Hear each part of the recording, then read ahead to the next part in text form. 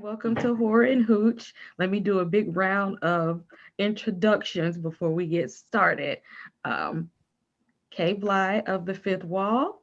We have Jay Astral over here from the Fifth Wall. We have Desiree from Tempered Drinks. My co-creator and starring actress from our upcoming anthology, Latanya, is here. And our special guest, which we are really excited to talk to and meet, this is Comika, or we're going to call her Micah, and she is here. So we are excited. We're going to have some fun today. We're going to be discussing Black women and the horror genre in filmmaking. But y'all know before we get started what we got to do first, Desiree. I gotta get you a drink. I gotta get you a drink. Okay. Um, so in honor of our special guest, Miss Comika, I had a chance to look at a sneak peek of Bango. Love the sneak peek. But in honor of the wife, we are having giggle juice today. Oh. So this is a very simple recipe. It is actually made for group events. It's a punch, but you can break it down how you want to because it's even parts of everything. So if you want to make a big punch, it's going to be 2 cups. You want to start with your citrus vodka. Y'all, this is a organic citrus vodka. Y'all ain't got to get fancy like that. Absolute make a citrus vodka. Everybody makes citrus vodka, but this is a Hanson Sonoma. And you also need some Moscato. This was for Miss Kima over here. You know she loves Moscato. Or you can use a Prosecco if you like Prosecco. Lemon lime soda. Y'all know I like Sprite. And a pink lemonade, which I got my pink lemonade poured up here. So if it's a big punch, it's 2 cups of everything. Put it together, mix it up, and you are going to garnish that with strawberries and limes. I mean, lemons, not limes. I already have mine in my glass here, if y'all can see that. So I'm just going to mix mine. Start with See, your pink lemonade. now when you said garnish, I thought you meant put it on the side and not on the On the inside. side, inside, however you All of like it. it. Yeah, everywhere. I want all the things. I just set mine on the side. Yeah, think wherever I you need want to it to get go. something for my coffee. I'll be right back. Sounds good to me. While she do that, I'm gonna finish this off with my lemon lime, Mm. and then you just give it a good stir. If you're doing the individual one, put a little bit more of what you like. Stir it really good. Y'all know I don't like no ice, but if you need ice, put your ice in there. So you And ain't say that beforehand. I ain't put none in mine. It's just It'll be all ain't no right. ice in there. it's Ain't just no giggle ice in there. juice. There's just giggle juice, It's just giggle. and it's good. I love giggle This juice. big old My hoard coffee has a glass. friend now. Yes, Oh Kahlua. yes, that's a I good love it. friend. Good pal. Good My pal. coffee was lonely. So it's the I don't Lord's blame Day, and we must celebrate it Yeah. by drinking alcohol and coffee in our bathrobes because Jesus. And that's how that goes. Yep. And I, that's I try to be a little bit professional where a little paraphernalia, but I wish I could put on my bathrobe. That'd be nice. I am wearing my bathrobe, and I will continue to do so. I'm a writer. This is all we wear. It's just me in the backyard in my bathrobe petting a cat. That's my whole glamorous life. It's bathrobes and cats and bathrobes. That's part of the attire. Whatever works. I'm bringing does. the Hugh Hefner back, yes. but not nothing And breaking wrong Hugh with that. Hefner wore a Just- robe, honey. He could wear a Yeah. robe. You got some slippers with your initials on it with the little fluffies and furries. No, but thank you for a good idea, though. Why do I not have that? Hello, what? It What goes. am I waiting for? That'll mean it'll be all Gotta have official. it. That's all you need. Mhm. It'll be official. Mm, So, awesome. Miss Mike, I want to say we are very honored for you to come in today and speak with us. And I'm going to go ahead and start off with a big question that's been on the back of my mind after viewing your craft and your beautiful work that you've put together, especially being Black women in horror. What was some obstacles or an obstacle that you would often face when trying to enter into film festivals? And would you look for more diverse film festivals or those that's just center in on our community? Honestly, what I found was the most effective thing to do was every time I found a fest that I thought like, hey, this kind of lines up with what I've created. You're always trying to find a fest that fits what you've created, not trying to get your thing into a thing, you know, one of these things are not like the other. You want it to match up. I also found it was really helpful to find who puts this fest on, look at their social media, friend them if they're available, because then you can see what they're involved in, and you can kind of see like, this is the programming that they're into. And you look at your stuff and go, does this match up? If not, keep them as a contact. They're another cool horror person. But I was looking specifically for, where does this fit? And I found that I spent more time, because people are always like, your stuff always gets in. It's like, yeah, because I don't apply everywhere. You know, they're like, you have like 100, almost like at one point I had like 100% of submission rate. Now that's gone down because, you know, I took a few chances.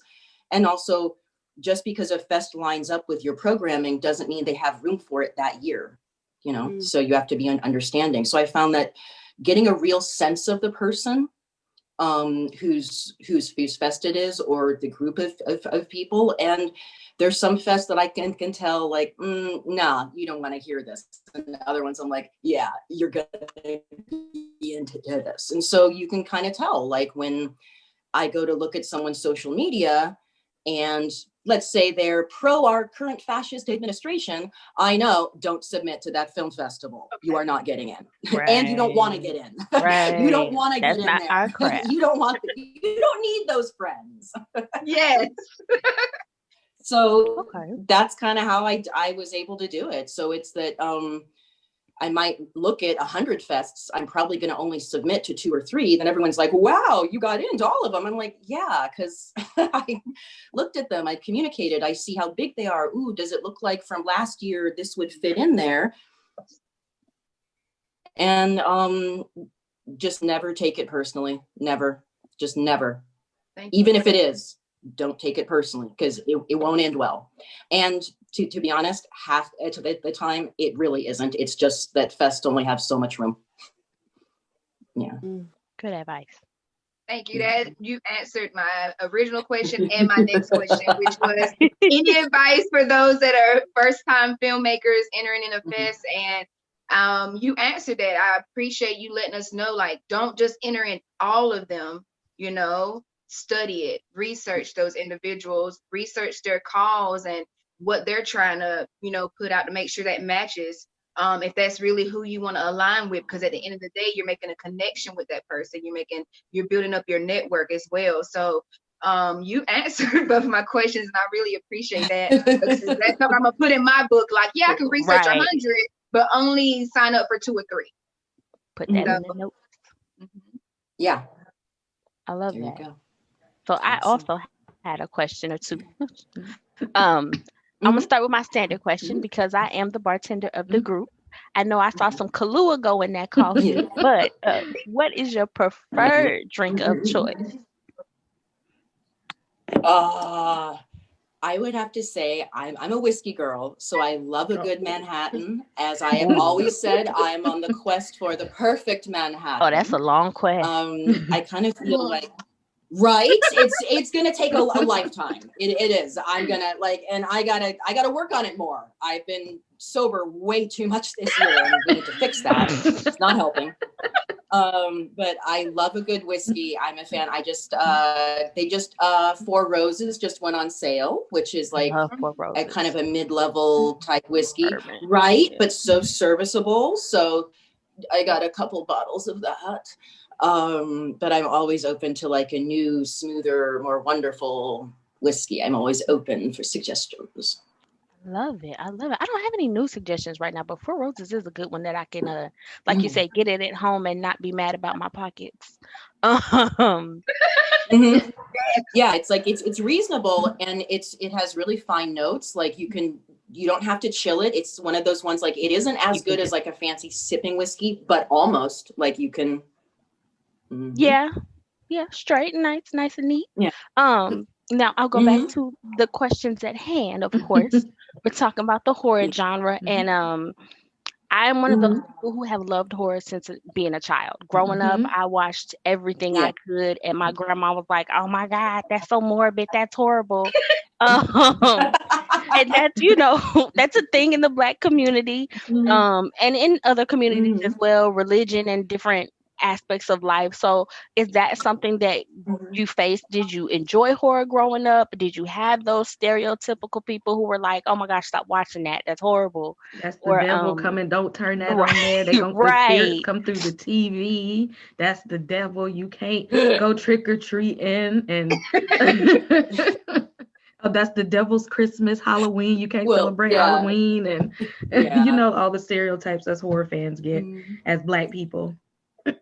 Yeah. Well, I grew up in San Francisco, so I've been trick-or-treating since I was, I basically came out with a poof of tinsels and wearing a mask. So there you go. Also, I think just having a multicultural experience, my life in the Bay Area is very different because my mother's white and my father's Black. So I have a blended family. So being raised with her, and she's the one who's the historian of the Americas. She's out on the front lines marching. She's one of these people that's kind of an iconoclast. So it would have never occurred to her to tell me to not create. That would have never happened. And as far as my dad's side, people that I got along with, because again, I'm a weirdo, we're weirdos too. We're fucking weirdos too. So my first boyfriend, also fellow blurred, he'd had the fangs. My very first boyfriend ever. We're still friends because he and his family are awesome. His wife, who they've been together for like 20 years, is awesome. We're all a bunch of blurs, all dressing up and sending each other cosplay pictures. So that's the community that always accepted me, was other Black nerds. Like that was where I always had friends because I was a weirdo. So that's where I was accepted. So I think because I circumnavigated all the church stuff, I just never had friends that were, like I grew up with a plethora of options. My mom says she's a born again Celt. I'm basically hoodoo adjacent. Like we got a lot of stuff going on. So this idea that Jesus was coming to get you or coming to hurt you or mad at you, I just had no consciousness of that. So my creativity was just based on one, being young enough to where I didn't have a sexual identity. So when I would watch The Twilight Zone and there was Rod Serling in his suit talking about weird things, I was like, oh my God, I want to do that. I was like, I almost am. So I think that a lot of things kind of set in before a lot of the you're not allowed to's started coming in. And by then, in your own then. I already had like weirdo blurred friends. So I never felt that we were weird. We all watched horror movies. I never thought that was weird or odd or different or a thing Black people didn't do because we were doing that.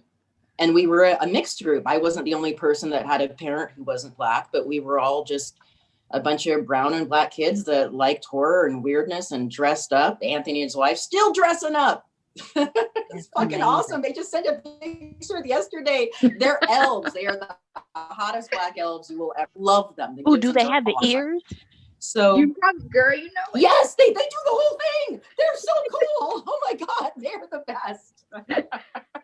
when I say that this is the best couple ever, oh my God, they are so fun. So yeah, so I think that my experience is different and odd and weird. I grew up in the Bay Area. We had a very different type of life. So I never felt cut off or singled out or weird.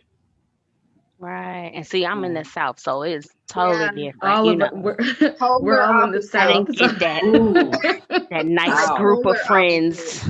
And I am also biracial. I'm Native American.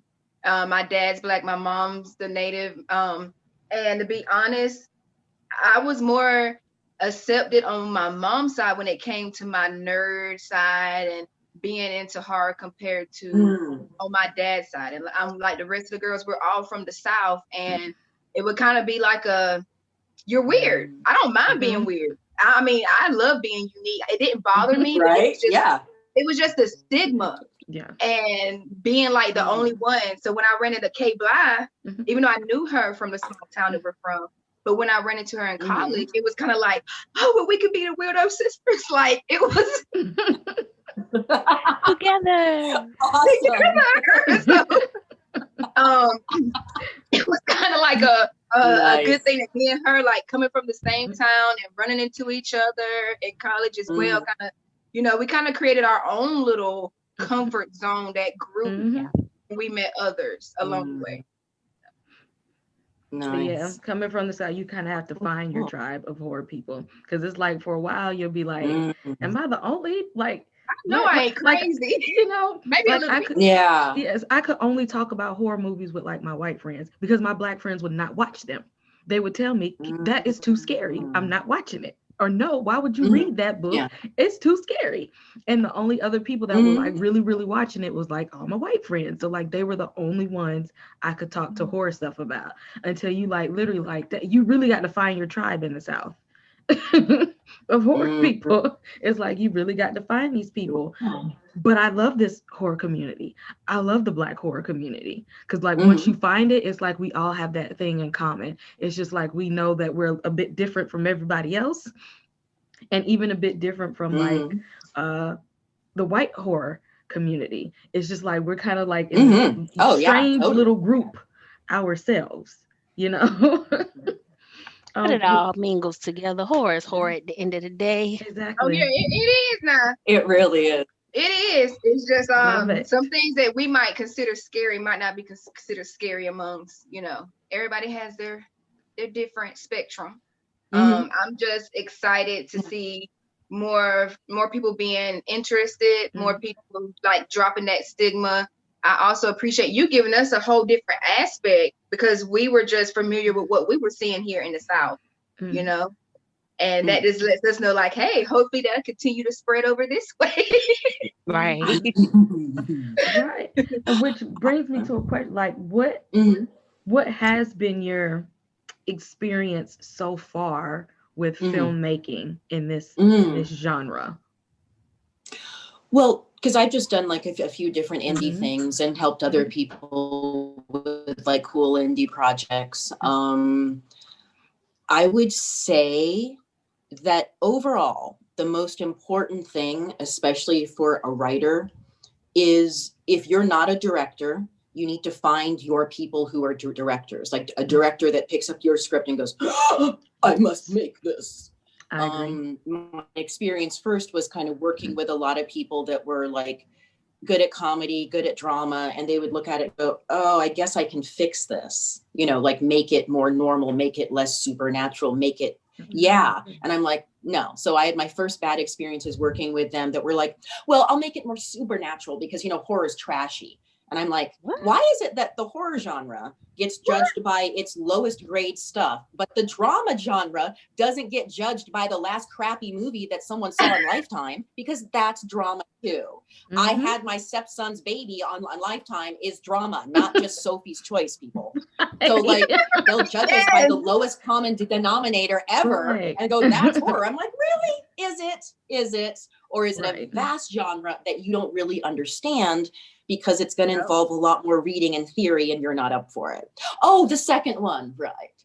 So that was my experiences getting through dealing with people that thought they were helping me by changing stuff. When I first did the limited web series, The Gray Area, the person that shot the first episode wanted to make it into a drama, and I got their edit back, and I was like, wow, this is not even usable. So I had to literally go back, get someone who's my friend, Torian Allen, lovely director, just a kind of director I was talking about.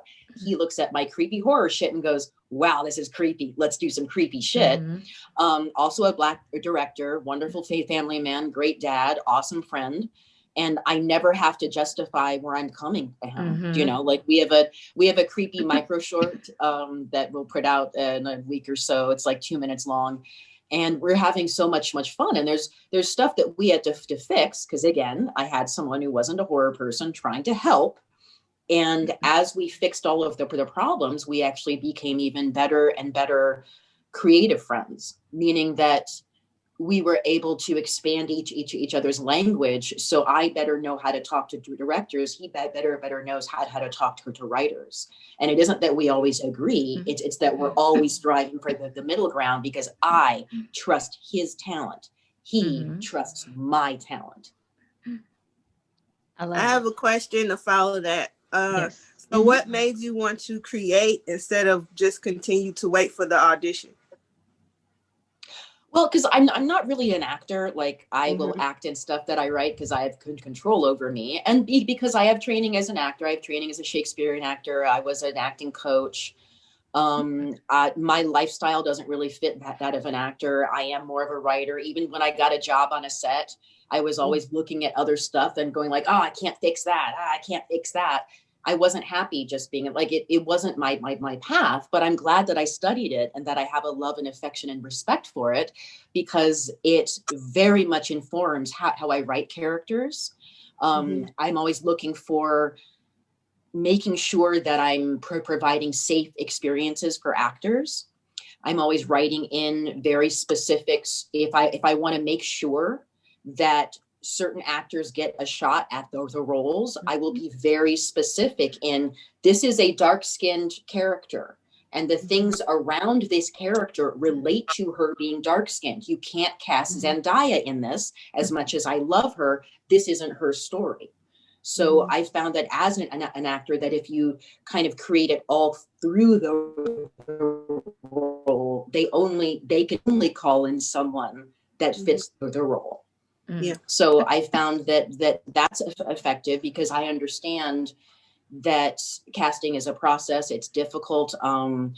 So I do think that I'm very grateful for my time acting, and that it informed me as to what actors' lives are, what actresses face. I'm always very careful when I'm creating anything where someone has to be naked or unclothed. There's always a way to write it that gives the ability to keep things safe. And that's what I'm always looking for, because a safe actor is an engaged actor, is a wonderful actor, is an actor working at the top of their game, because they don't have to be like, whoa, what's that? What? They're just getting in on their job. And that's what we want, is that juicy, good creativeness. So I think that my time as an actor did help me, and did kind of help me see how racist and filled with colorism casting is, because if I hadn't experienced it, I wouldn't have understood it. And I did notice that there are very common patterns when they call for a Black couple. They are usually looking, or a mixed couple. What they'll get is a biracial kid, me, and a dark-skinned Black man. That's not. I was the only person that saw that. Kid that looks like that. Yeah, they do that. Because I was an actor in this, and I was like, wait. So no, and then the kid's mom comes to pick her up. White mom, Black dad. I'm like, yeah, you don't get that with this pairing, people. Hello. And well, why are they doing it when it's unnatural colorism? That's why. So being able to see that and kind of look and go like, why is this the same thing? Why am I getting called in for this part every time? And it provides a very skewed vision that's not real. I think as audiences, we kind of reject it because we feel it isn't real. It takes us out of it because we can see that it's not real. It's not life. And if you're going to write some supernatural shit, some shit that requires you to just suspend your fucking belief, the more you can ground it in reality. Because then when you take that away and you're stuck in this world, so exciting. So I don't know. I think that's where casting can go in the future, away from this colorist kind of dialogue and into a more realistic and exciting one. And we'll have more full, more exciting, better stories. I agree. You know, just better. Straight to that. Better stories. Yes, that I was a good agree with answer. everything. Because me and LaTanya were actually just talking about that the other day. So yeah. Yeah, and I think that if you see it as an actor, seeing the breakdown going on the audition, it's different than seeing it once it's a produced thing, and you're like, wait, what's the problem? They're all about. It's like, yeah, but look at how the collage has come together in the same exact way every time. That should be weird for everyone. It is. Yeah, because it is. Me, at least. It's uncomfortable. It's uncomfortable, and it's unnecessary because there's so many great actors and actresses that can do these roles. So there's no shortage of talent. So there's no excuse. Mm-hmm. What was like maybe that spark that made you go from little and liking horror movies and loving Halloween and everything spooky to saying, I want to do that. Like I can make this. Like what was the thing that said, you know what, I can do this? Yeah, I think it's that I've always had amazing mentors, and I was able to work with Rhodessa Jones as a young woman in theater. Just coming up, that was my first job, was getting to be on stage with her, and she's always been a mentor to me. What? Oh, I'm saying that's an amazing first job. Rhodessa Jones. My first job was Blockbuster. I didn't even have a speaking anything. I was a lonely little person, but I worked my way up and got to meet and work with amazing people. I got to be directed by Coleman Domingo in like my second play ever. Wow. And he was awesome to me and very much encouraged me. So people like Rhodessa, people like Coleman always said, you got this, kid, you can do it.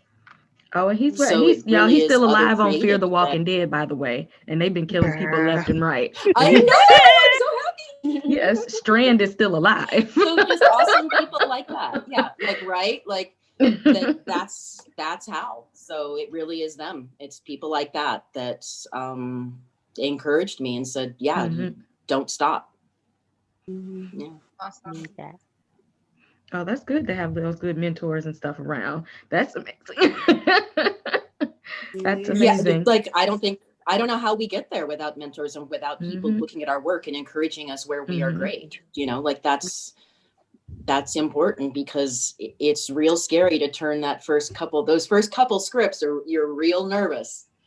I can believe that. You know, you're still lurchy, and then after that, the next couple years, like as you start selling work, as you start getting hired to help other people do things, you really start seeing where you are great. You know, you just start get a sense of this is the pith of where my talent is and where the stories that I need to tell are. So yeah, and I think that with that comes responsibility. So I usually try to, like, you know, if you host writing groups or et cetera, and you see someone starting and you can see that they have talent, but they're struggling with formatting or they're struggling with this, help them out. Say, hey, this helped me. How about this? You just like commend what they're doing right. And if there's a thing that you can give them that will help where they're struggling, do that. You know, like that's what I learned from Coleman and Rhodessa, is never stop doing that, because it's great to have mentors that are older than you. But the truth is, most of us as artists have accepted that we also need mentors that are younger than us, that know things that we won't know, that are in their teens coming up, want to make their first movie, and they might have thought of something that I never thought of that way. Awesome. That person is then now mentoring me. Yes. And we need a lot more of that. You know, it's that. Yeah, that it goes around there, that, you know, that there's artists that I've met that were like 11, 12 years old, and they're writing their first thing, and they're writing like prose, like it's poetry, and it's effortless. Like, wow, look at what you're up to. You know, like those are mentors too. That's beautiful.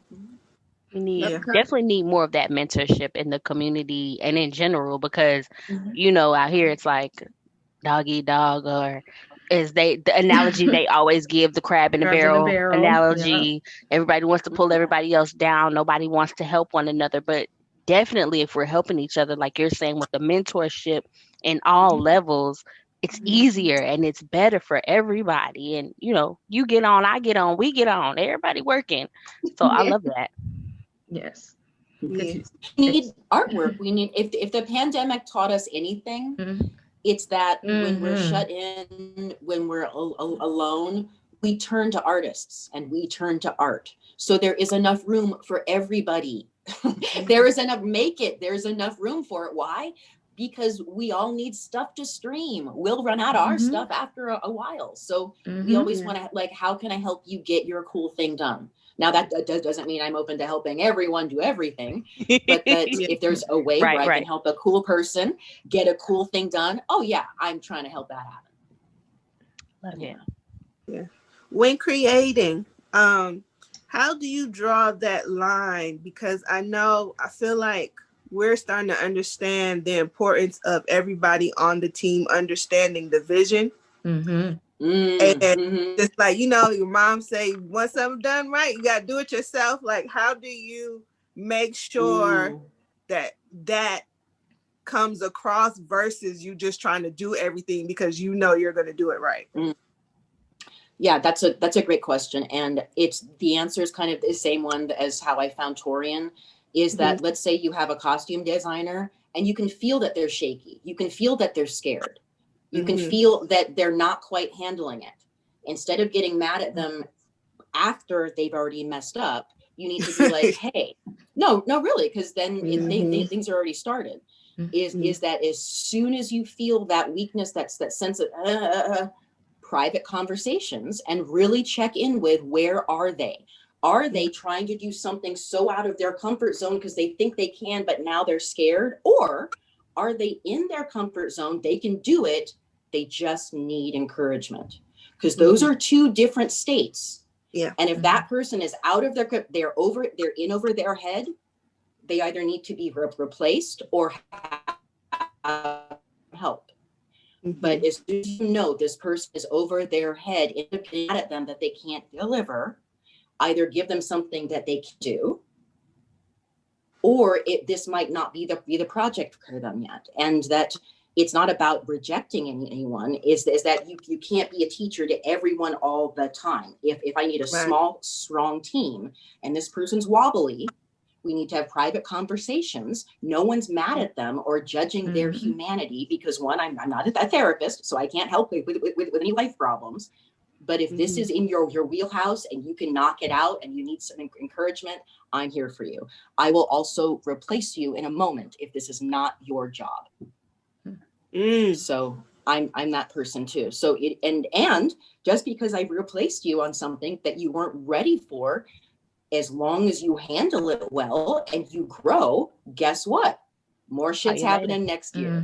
I love it. So like it's about how they handle it. And I was on sets where I saw it handled differently, where everyone's complaining about the person, complaining about it, little digs about them. That's not helping. And they don't really deliver. And then there's kind of this weird, it's like, no, don't do that. As soon as it's not on for them, as soon as they can't fucking handle it, you need to get someone in. Because if you're trying to put out all the fires and do everyone else's job, you can't do your job. Yeah.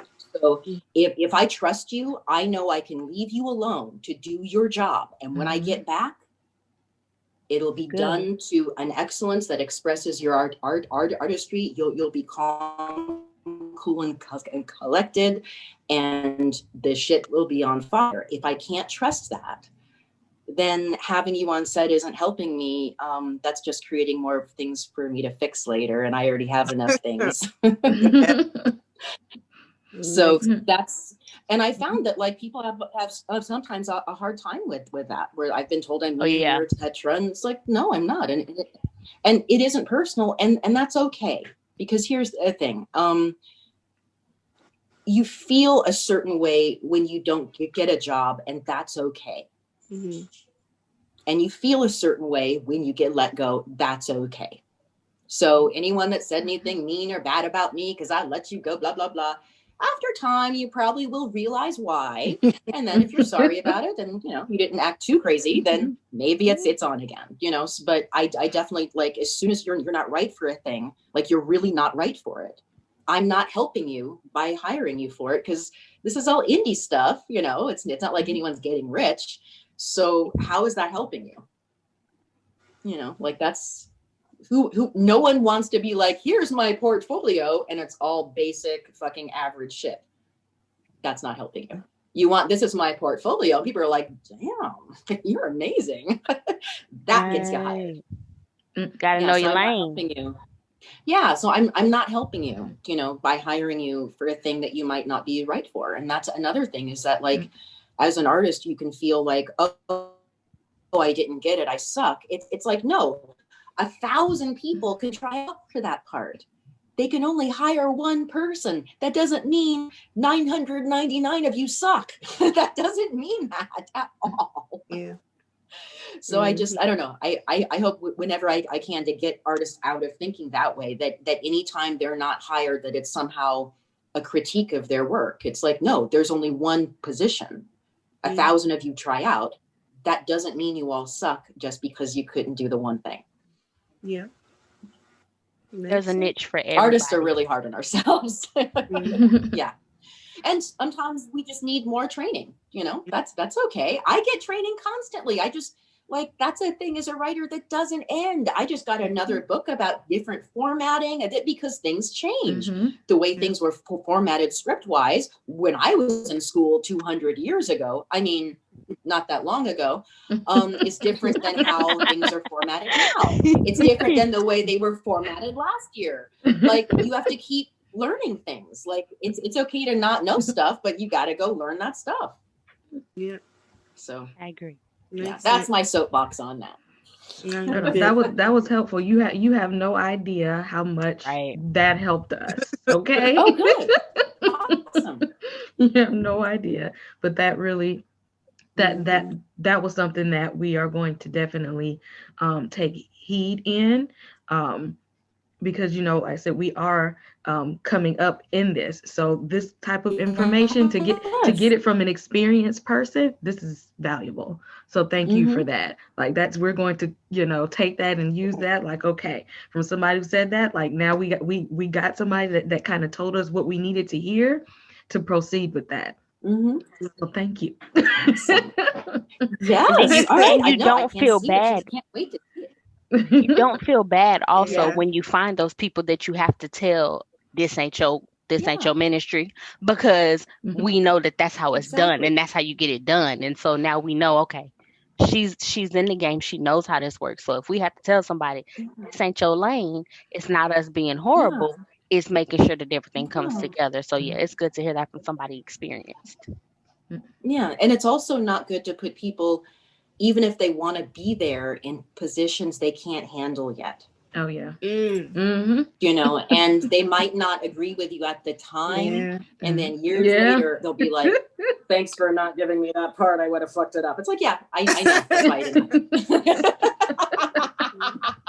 didn't. Yeah, so don't feel bad. Do it as nicely as possible, but nice, sweet, firm. And it's just, this isn't your turn. You know, like, let's keep you in mind. And then next time when this fits you, awesome. You know, and that's and it's okay if someone's mad and is mad at you for a while. That's sometimes part of their growth. And like I said, I have had more than one person come back to me years later, like literally a year and a half, almost 2 years later, and kind of like, yeah, I was mad for a while, but you were right. I wouldn't have been able to do that. I'm like, yeah, I know. But they can now. So that's why they were able to see it, was that they were like, oh, right. Yeah, that would have been a nightmare. I was like, right, I know. That would have been insane. Yes. So how much time should you give yourself when creating to figure out if everybody is a good fit? Like, how much time do you usually take? Like a week, 2 weeks, a month, year? How long does it take? I can usually tell with a director as soon as they read the script, their first reactions. If their first reaction is, are you open to changes? Not that person. Because what that means is they didn't understand it, so they're trying to fix it. So what I'm looking for from a director is different than a thing I might be looking for from an editor, from a costume designer. I would say in the first interview, I know if they're going to work out or not. And I can tell by how they treat me, how respectful or disrespectful they are. I have also, just like with the film festivals, I have looked at their previous work, because I'm trying to line up things that work. So if I was on the fence and there's any weirdness or attitude, no. So I would say, and I did have something that happened a few years ago when I was newer, where we had our first production meeting, and this guy that ended up being a problem, he kind of was like, had an attitude of, well, I'm here to give it a professional feel, because yeah, he had worked in Hollywood, etc. But it was always like, he's like, well, I'm from New York, and this is this, and it always had this kind of like slightly combative attitude, like not too much, but just enough to where I wasn't fond of it, you know, not a fan. It wasn't mean in general, but it was just enough attitude. So he ended up being off the project, but it got really testy and ugly. And I realized that if you get to the first production meeting where it's either, I don't care if it's a Zoom meeting, whatever it is, where it's all hands on deck, and there's any degree of attitude problems, not working, to go right to where that sound is. It's like, you know how like when there's kids and you can see that one of them is kind of blitzing or bullying the other ones, how you have to stay right by that kid, because that kid is the one that's starting the issues, you know, just, well, because, you know, sometimes they're going through stuff, whatever it is, but you are right by them.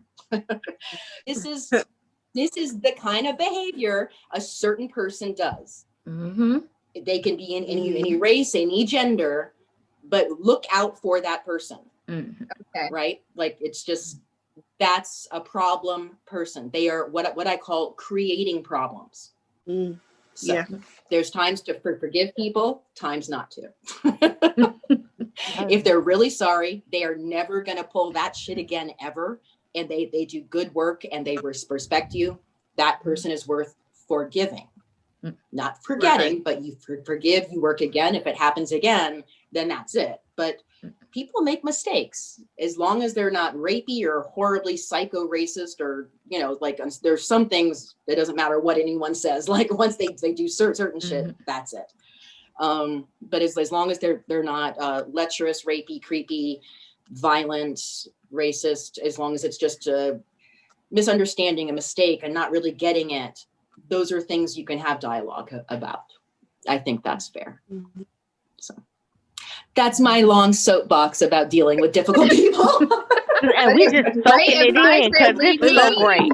Yes, we are absorbing that in, because I mean, like if I said first, getting up and started, these are things that we need to hear. Even though we'll feel it, you know, you'll feel that tension in the room. It's like just knowing, like, hey, this is your script. You know, trust your intuition and go ahead and nip it in the bud. So instantly, you know, yes, that gives us that security, and also knowing, like, hey, they get mad, they'll be all right. They'll be all right.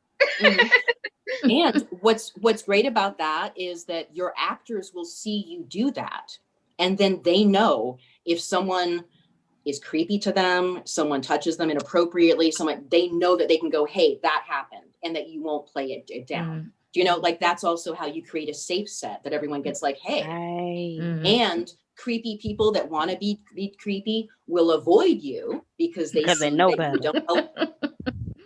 That's it. And then it's even safer on set. And when actors know that they are safe, taken care of, and respected, they will give you some acting. You are just like, wow, because actors live to do these parts. They love it. And when they feel respected and they feel they're in a safe environment, they will start pushing their own boundaries. They're like, no, I need to take my shirt off for this one. You're like, no, I'm like, no, I'm fine.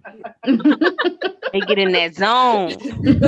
they do. And it's so great to watch actors in the zone. That's still just, that's a fun part about being on set. Like, normally I'm just a writer and I'm not on set that much anymore. But it's always great to just see people that love acting just getting their groove on. You can see when they're inspired, and the director's having, they're moving, they're getting, and it's like, that's when the director really gets to have their vision really, really realized, because they don't have to, is this actor okay? No, they're, you know, off in a swimming universe. And it's just like, it's wonderful to watch. It is. Really. I agree. I actually had a really great time watching the actors and Tanya and the rest of them. They did amazing. I can't wait for you guys to see it. But I personally enjoyed, like, being behind the scenes and like watching her work, like us on the opposite ends of it, like her in front, like front of the camera doing her job, and then me on the other side of the camera doing our job. Like that was it was an amazing experience, and it kind of like confirmed for us, like we're in the right place, like we're on the right path of, like, we know this is something we wanted to do. It's hard work, but it's that stress that you like, though. Yeah, and that's that motivating stress. I will say that anytime you're shooting, always make sure that you've delegated one person on your team to document the shoot. Just to get behind the scenes stuff. Anytime you're giving direction, anytime, like not when they're shooting, but just, just anytime, so that first person knows to take 1,000,000 pictures. Because if you want to get 10 really good behind the scenes shots, you got to take about 100. So every day have one person that's just doing that.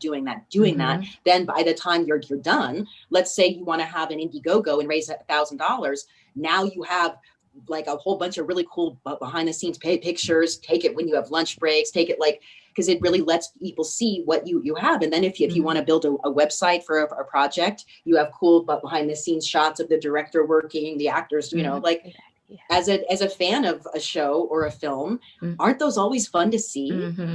I love seeing those. So I'll always take them, because it not only humanizes your project, it lets other people see Black creators creating. People love to see it.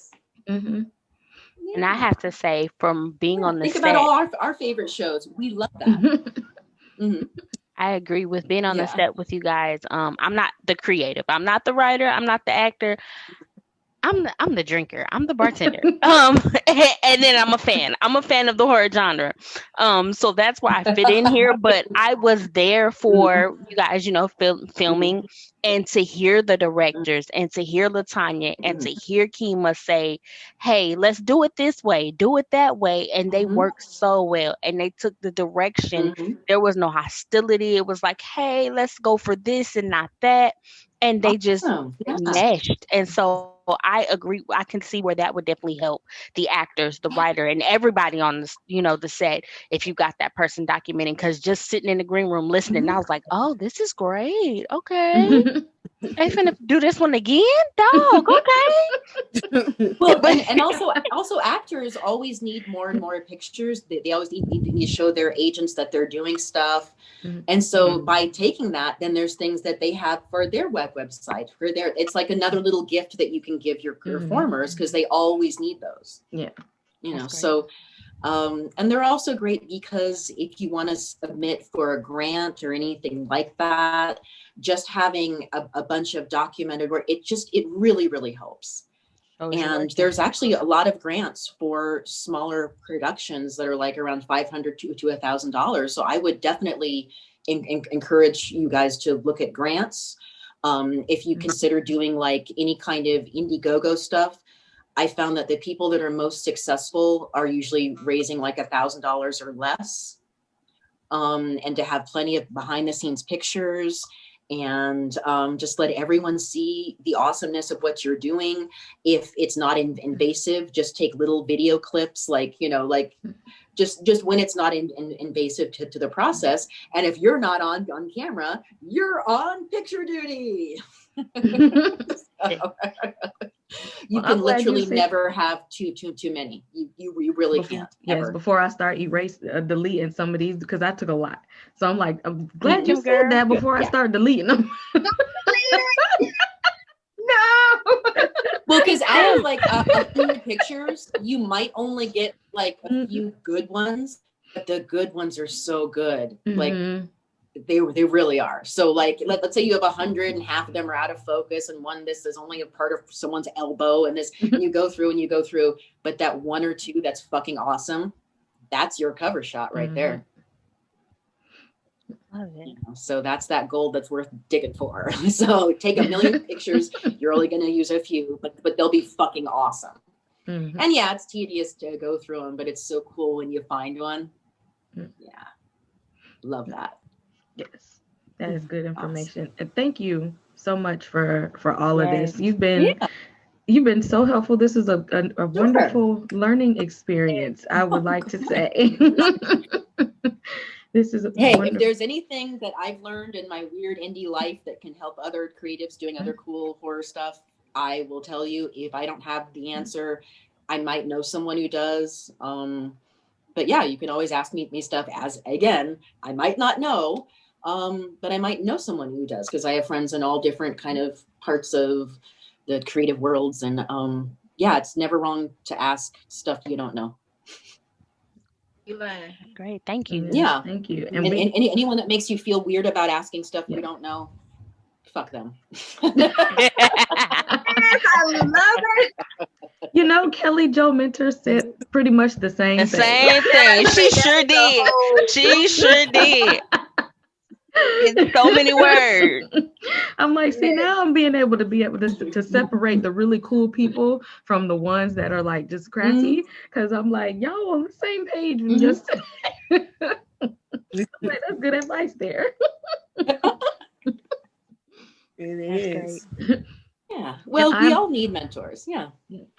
And I'm actually excited to see the rest of the Hinterland Zoo anthology you have coming. Like I was in it, and I'm like, when you were like describing how the rest of the episodes will play and how they're all kind of like intertwined in each other. I'm like, I'm ready to watch that. This is because the first 3 moments blew my mind. I was like, wait a minute, what just happened? I watched it twice back to back because I was like, wait. Like, 1, she fooled them. 2, what's gonna happen next? I need the rest. So I'm ready. And then the wolf mask, and I was like, that's what got me. Oh no, yeah. So I'm excited for that too. Yeah. So that's one that I'll be pitching the next month or so, and we'll see. I definitely wrote it to be cost effective in shooting. Like each episode only has like 3 or 4 people in it.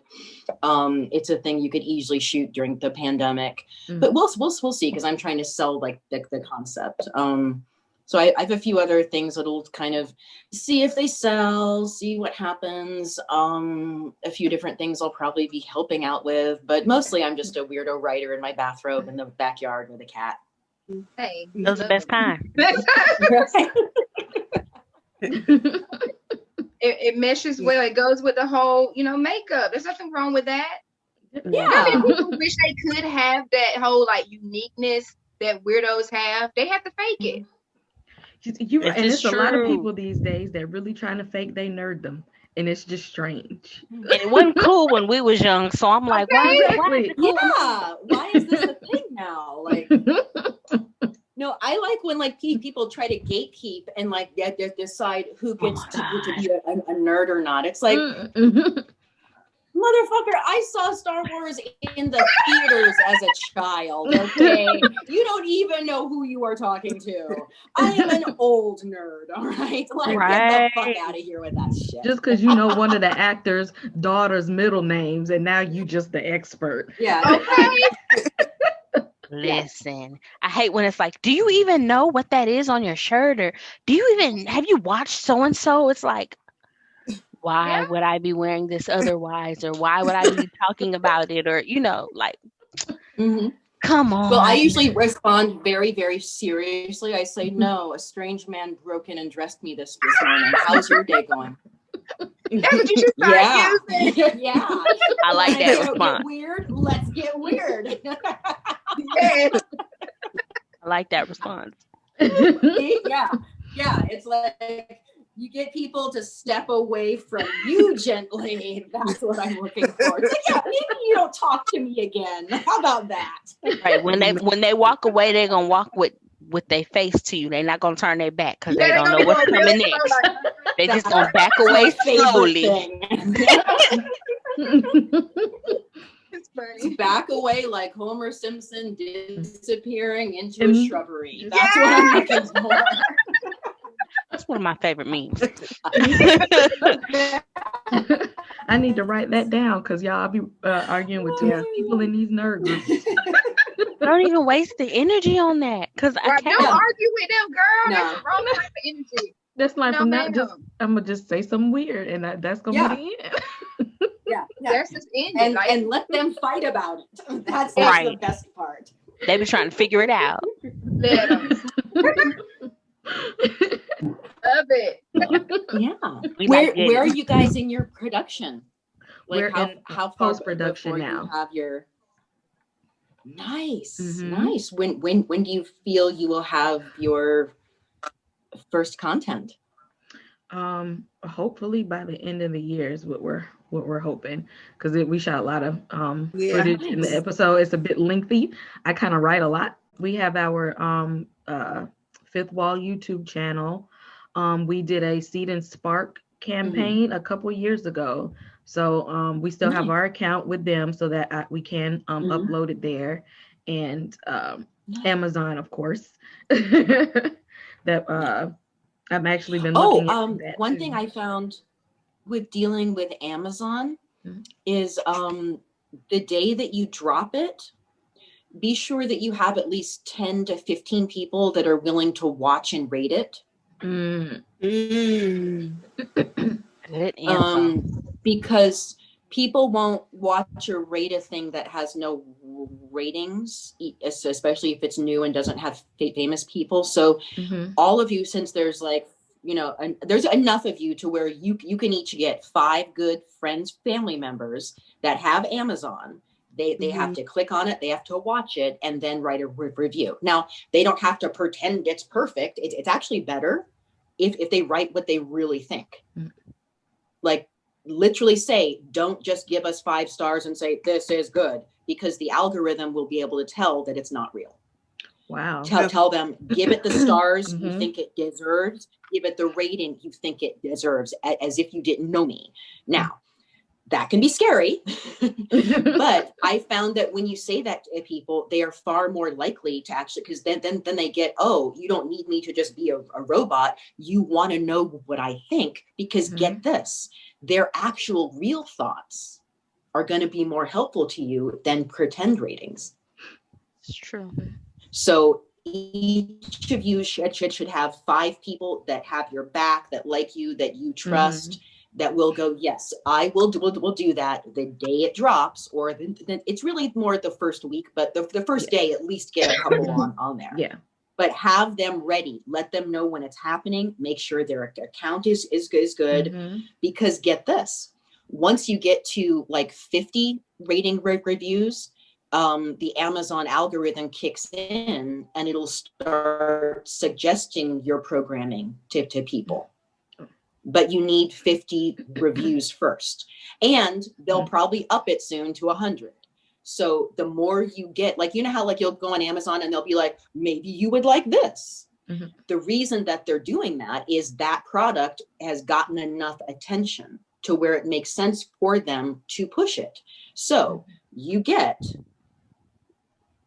right away. And so just in your friends, family group, just in people that are fellow creatives, you have enough, you have at least 20 people. Make sure they are ready to go, because it will really, really change your experience on Amazon.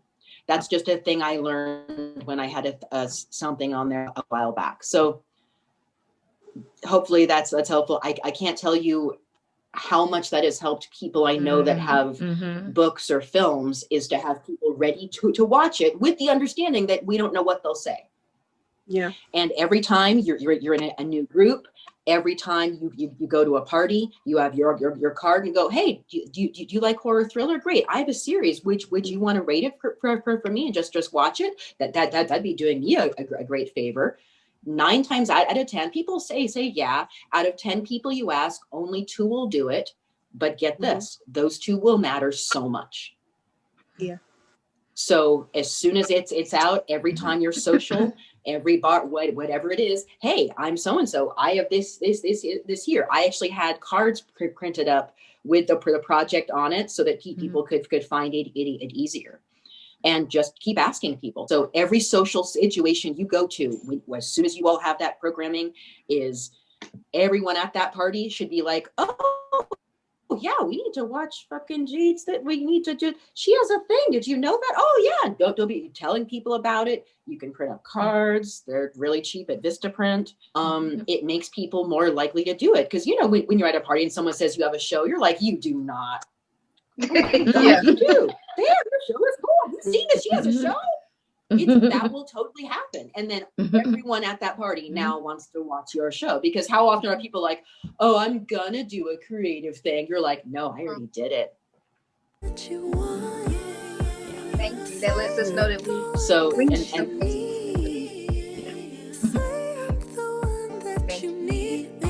well, all right. Well, I hope that helps. I'm already drunk, so I'm gonna go have a nap. Hey, we got you there. But yeah, I can't wait to see the show. Yeah, so when it's up, contact me so I can watch it and say cool things about it.